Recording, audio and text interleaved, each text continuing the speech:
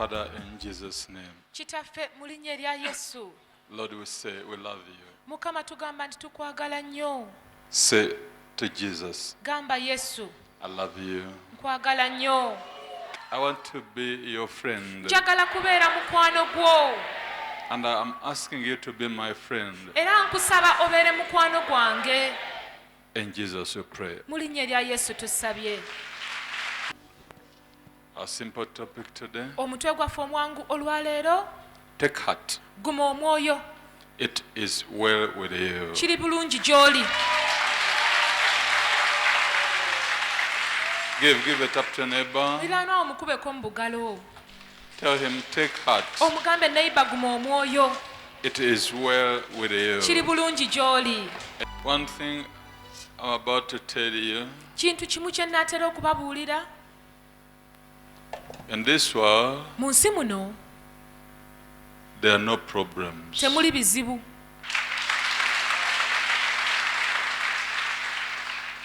What you are really calling problems, Ky'oyita ebizibu they are just tests. bigezo bugezo. And what you are calling difficulties, Era ky'oyita ebizibu they are only difficult questions. biba bibuuzo bizibu. You just find yourself in a situation Weesanga bwesanzi mu mbeera where you are being asked questions you cannot answer. weesanga mu mbeera w'obuuzibwa ebibuuzo by'otasobola kwanukula. He is educated, Yasoma but what is his achievement? n'eki kyafunyeeyo ky'alaga. Man of God, I have a problem. Musajja wa Katonda nina obuzibu, I'm working but no achievement. nkola naye sirina kyenfunamu. That is a difficult question. Ekyo kibuuzo kizibu. But there are no problems in this world. Naye teri mitawaana mu nsi muno. I have problems Nze nina where? emitawaana nina ebizibu. Wa Take heart. guma omwoyo. These are tests. Bino bigezo. And these tests Era ebigezo bino are promotion. kukuzibwa.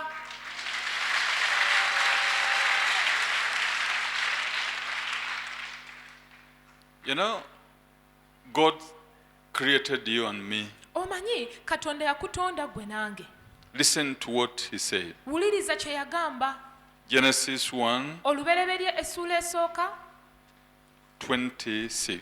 olunyiriri olw'26. Then God said, let us make man in our own image according to our likeness. Let them have dominion over the fish of the sea, over the birds of the air, and over the cattle, over all the earth, and over every creeping thing that creeps on the earth. So God created man in his own image. In the image of God, he created him, male and female, he created them. Then God blessed them. And God said to them, be fruitful and multiply. Fill the earth, subdue it. Have dominion over the fish of the sea, over the birds of the air, and over every living thing that moves on the earth. You and me were created to manage for Gwe- God. Gwe nange twatondebwa kumanejingirako Katonda. Whatever you want to be, Buli kyonna ky'oyagala okubeera, whatever you're asking from God, buli kyonna ky'osaba okuva ewa Katonda, you must be tested Oh. whether you qualify to have it or not. oteekwa okugezesebwa oba ogwanira okukifuna oba nedda. Even heaven, N'eggulu, you must be tested whether you qualify to go or not. n'eggulu oteekwa okugezesebwa Katonda asobole okumanya oba ogwanira eggulu oba nedda. Isn't that you are sick that God doesn't love you? N'olwekyo tekitegeeza nti kuli mulwadde olwo Katonda takwagala. No. Nedda. It isn't that you are poor, God doesn't love you. Tekitegeeza nti kuba oli mwavu Katonda takwagala. Who gave the blessings? Ani yagaba emikisa? When will you know that He is the one who gave the blessing? Yaddirwa olikimanya nti ye Katonda yennyini ye yagaba And emikisa. God blessed them. Katonda n'abawa omukisa. Whenever you are in want or in need, buli lw'obeera mu bwetaavu you go back to him. oddayo gy'ali. Father, I need more blessing. Kitange neetaaga mikisa nyongere He emikisa. deserves honor, he who gives blessing. Agwanira okusibwamu ekitiibwa oyo He agaba deserves emikisa. honor, he who gave you blessing. Agwanira okusibwamu ekitiibwa oyo yakuwa emikisa. He deserves honor, he who gave you life. Agwanira okusibwamu ekitiibwa oyo yakuwa obulamu. He deserves glory, he who gives you food. Agwanira okusibwamu ekitiibwa oyo yakuwa He emmere. deserves honor, he who created you. Agwanira okusibwamu ekitiibwa oyo yakutonda. He created you Ye to be a yakutonda. manager, Okubeera and you manager. can manage. Era osobola I okumanya. assure you. Nkukakasa. Must be honored.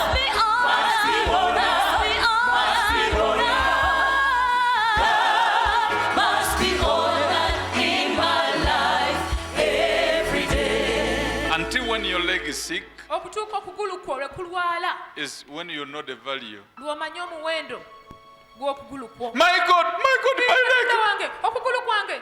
But when it is not sick, Naye okugulu kwo nga si kulwadde you never call God. tolikowoola Katonda. You just walk. Otambula butambuzi. Take heart. Guma omwoyo. You have no problem. Tolina buzibu. You only have a difficult question. Olina bubeezi kibuuzo kizibu. You are sick. Oli mulwadde. The question, Ekibuuzo. who is the healer? Omuwonya y'ani? Amannya gange bampita Frank Tumwesige. Nviiridde Mutungo. Obuzibu obundeese. Nali nvuga pikipiki nga ndi mu makubo gange. Bwe nasinganira abasajja ne baneekiika mu kkubo. Abasajja ne bankuba bubi nnyo naye bankosa omutwe guno nga bw'ogulaba. Bwe nagenda mu ddwaliro abasawo ne bangamba nti ekyenda kyakosebwa era kyakulongoosa. Tosobola kusitama wansi n'okwetwala mu toyireti sobola kugendayo sobola na kuyimirira bulungi. A man omusajja who was pierced, eyafumitibwa Christ Jesus. On the third day, ku lunaku olwokusatu he was showing only scars yali alaga nkovu zokka to prove to you okubakakasa that his father nti kitaawe is a healer. muwonya. Thank you, Jesus. Weebale nnyo Yesu. Brethren, that is Brother Frank being supported to get up oyo mwami frank awanirwa okuyimuka ayimirire because he is in a lot of pain for a whole month. kubanga okumala mwezi mulamba ali bulumi bungi nnyo. Remember, he has a very painful stitched wound as you're watching on the stomach. alina ekiwundu kye batunga kimuluma nnyo kiri ku lubuto. By his stripes, Olw'emiggo egyamukubwa we are healed. ffe tuwonyezebwa. Watch as the man of God is stepping on his foot as a point of contact, trampling upon the pain. alinnya ku kigere ky'omwami ono ng'akabonero akalinyirira obulumi bwonna bw'alina. Watch, brethren. Abooluganda mulabe. Brother Frank standing upright. mwami frank yayimiridde bulungi In ng'ayegolodde. the name of Jesus Christ. Erinnya lya yesu kristo. Thank you, Jesus. weebale nnyo yesu. Watch the gentleman. abooluganda mumulaba. Thank you, Jesus. weebale nnyo yesu. atambula. Hallelujah. Glory be to the healer. Kiwatikira omuwonya. His name is Jesus. amannya ga yesu kristo. Esimu yonjirize era nkimanyi tiruli bono kuba Clap, clap, clap your hands for Jesus. Obulumi mpulira bugenda. The pain is going. No tewakyanuma. No more pain. Mponye. I'm healed. Weebale Yesu. Thank you, Jesus. Thank you Jesus. Weebale nnyo Yesu. Thank you Jesus. Weebale Yesu. Sikyawulira bulumi. He is a healer of the spirit, soul, and body. Ye muwonya w'emyoyo emmeeme n'emibiri. Christ Jesus. Kristo Yesu He doesn't heal only bodies, tawonya mibiri gyokka he heals also your business. naye awonya ne bizinensi yo. Amannya gange bampita Frank Tumwesige. My name is Frank Tumwesige Nviiridde Mutungo Kasokoso. from Kasokoso Mutungo. Nsize wano nga naakava mu kizibu eky'okugwa mu babi ne bankuba. I came here after undergoing a very big problem. I fell among thugs and they beat me up. Ne banzibako ne pikipiki. They stole away my motorbike. Ne bankosa ebyenda. They hurt my intestines severely. Ne ndwala ne ngenda Nsambya. I got so sick I went to Nsambya Hospital. Ne banongoosa. I was operated upon Olubuto ne lulemerako ne luzimba. and the stomach got swollen. Era we najjidde wano By the time I came here, ng'obulumi bungi sisobola kutambula bulungi I came with severe pain and I could not walk properly. era nga neebakira mugongo gwokka I would only lie on my back. naye kati mpulira nteredde Now I am healed. I will not say a lot, sijja kwogera bingi but before all that, naye nga tonnafuna buzibu obwo bwonna you said that you fell in the thugs. ogambye nti wagwa mu babbi mu batemu Eh?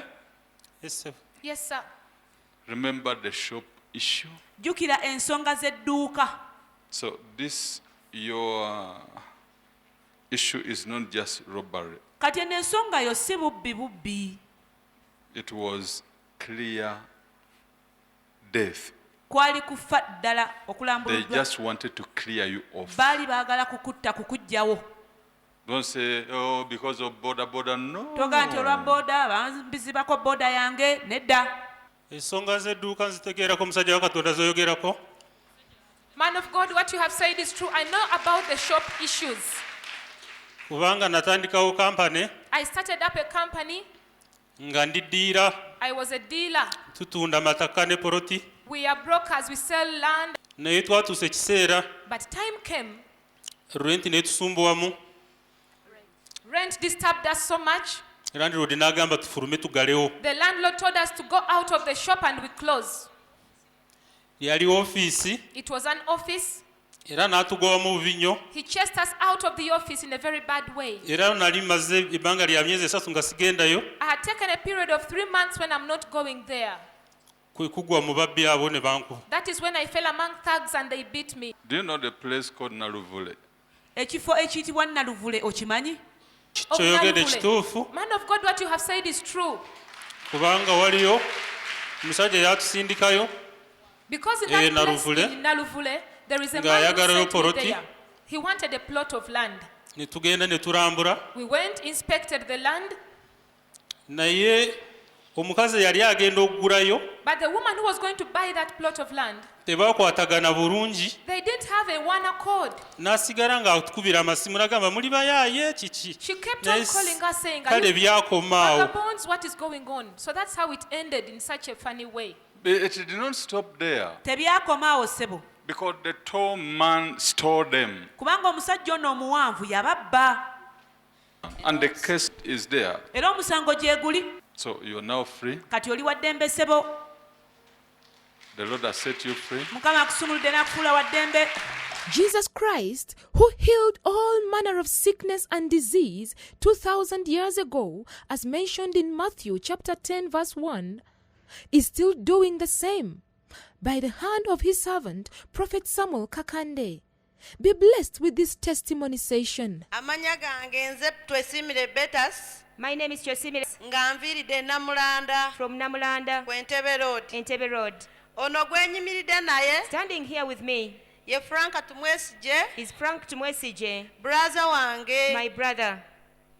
Abooluganda omwezi ogwa January, In the month of January, Franka yagwa mu batemu, Frank fell into robbers, abaamukuba ne bamutwalako bodaboda ye. and those robbers beat him severely and stole his motorcycle.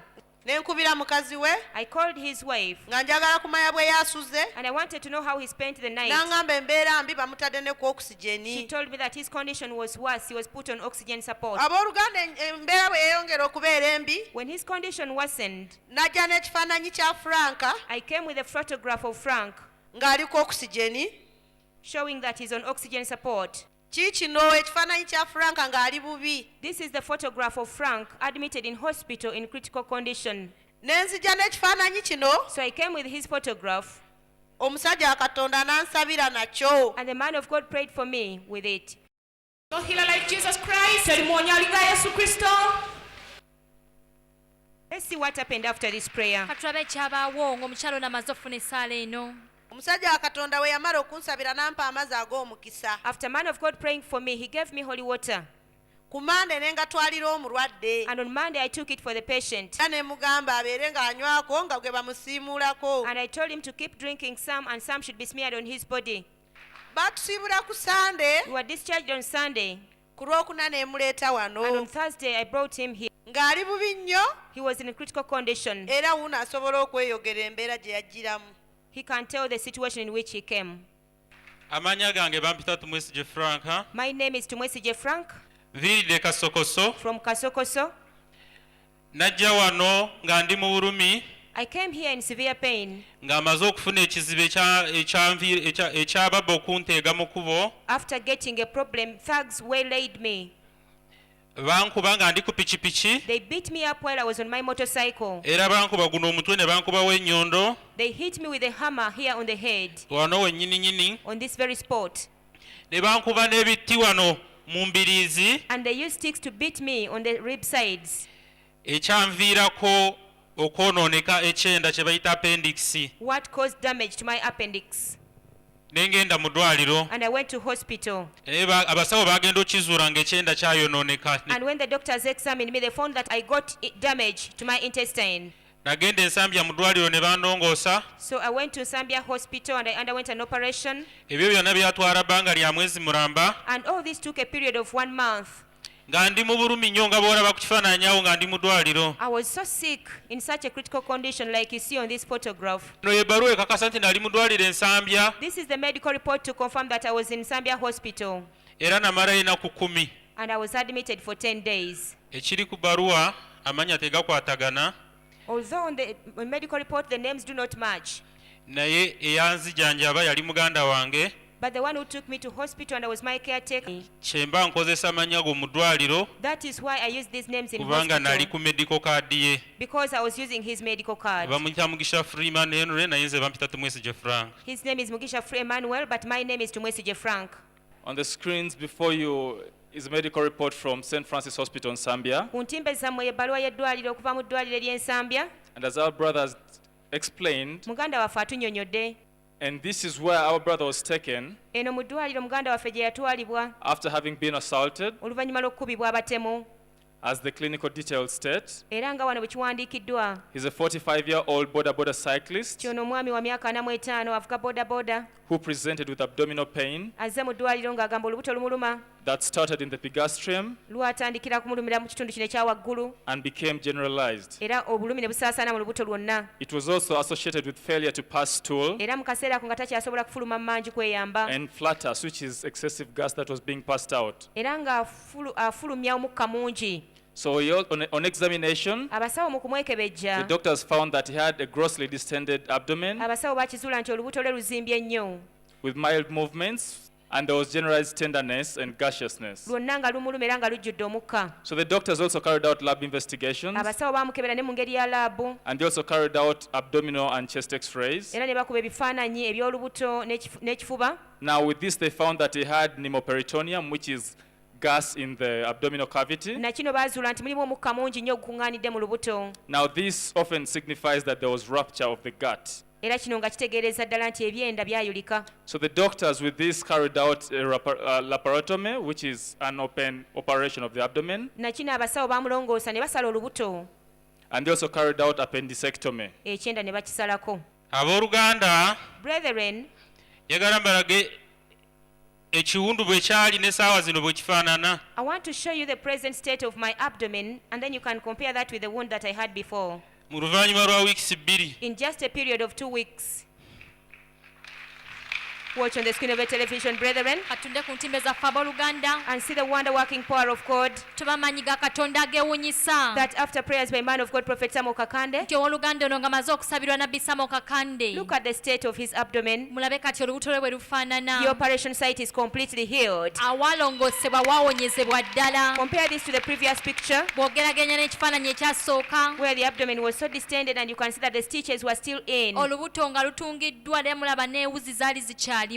abooluganda Brethren, we najjira wano nali sisobola kubaako kye neekolera the time I came here, I could not do any activity on my own. nga neebakira mugongo I used to lie on my back. sisobola kwekyusa. I could not turn my body. Musajja wa Katonda yansabira The man of God prayed for me, Pastor Samuel Kakande, Prophet Samuel Kakande. era kati wano ondabira bwe ndabika siwulira bulumi bonna. And as you see me now, I don't feel any pain at all.